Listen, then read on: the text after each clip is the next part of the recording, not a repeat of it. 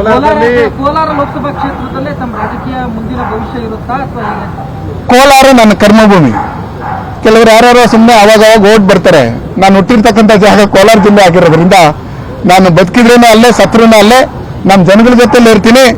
ಎಲ್ಲೇ ಹಿಂದುತ್ವದ ವಿರುದ್ಧವಾಗಿ, ದೇಶದ ವಿರುದ್ಧವಾಗಿ ಯಾರೇ ಮಾತಾಡಿದ್ರೇನೋ ಅದು ವಿರುದ್ಧ ನಮ್ಮ ಪಕ್ಷದ ಕಾರ್ಯಕರ್ತರಿಗೆ ತೊಂದರೆ ಕೊಡುವಂತ ಕೆಲಸ ಮಾಡಿದ್ರೆ ಅದನ್ನ ಎದುರಿಸುವಂತ ಶಕ್ತಿ ಭಗವಂತ ನಮ್ಮ ಮುಖಂಡರುಗಳು ಕೊಟ್ಟಿರೋದ್ರಿಂದ ನಾವು ಅದನ್ನ ಎದುರಿಸ್ತೀವಿ. ಕೋಲಾರ ಲೋಕಸಭಾ ಕ್ಷೇತ್ರದಲ್ಲೇ ತಮ್ಮ ರಾಜಕೀಯ ಮುಂದಿನ ಭವಿಷ್ಯ ಇರುತ್ತಾ ಅಥವಾ ಹೇಗೆ? ಕೋಲಾರ ನನ್ನ ಕರ್ಮಭೂಮಿ. ಕೆಲವರು ಯಾರು ಸುಮ್ಮನೆ ಅವಾಗ ಓಟ್ ಬರ್ತಾರೆ. ನಾನು ಹುಟ್ಟಿರ್ತಕ್ಕಂಥ ಜಾಗ ಕೋಲಾರ ಜಿಲ್ಲೆ ಆಗಿರೋದ್ರಿಂದ ನಾನು ಬದುಕಿದ್ರೇನೋ ಅಲ್ಲೇ, ಸತ್ರೂ ಅಲ್ಲೇ, ನಮ್ಮ ಜನಗಳ ಜೊತೆಲಿ ಇರ್ತೀನಿ. ಎಲ್ಲೇ ಹಿಂದುತ್ವದ ವಿರುದ್ಧವಾಗಿ, ದೇಶದ ವಿರುದ್ಧವಾಗಿ ಯಾರೇ ಮಾತಾಡಿದ್ರೇನೋ ಅದು ವಿರುದ್ಧ ನಮ್ಮ ಪಕ್ಷದ ಕಾರ್ಯಕರ್ತರಿಗೆ ತೊಂದರೆ ಕೊಡುವಂತ ಕೆಲಸ ಮಾಡಿದ್ರೆ ಅದನ್ನ ಎದುರಿಸುವಂತ ಶಕ್ತಿ ಭಗವಂತ ನಮ್ಮ ಮುಖಂಡರುಗಳು ಕೊಟ್ಟಿರೋದ್ರಿಂದ ನಾವು ಅದನ್ನ ಎದುರಿಸ್ತೀವಿ.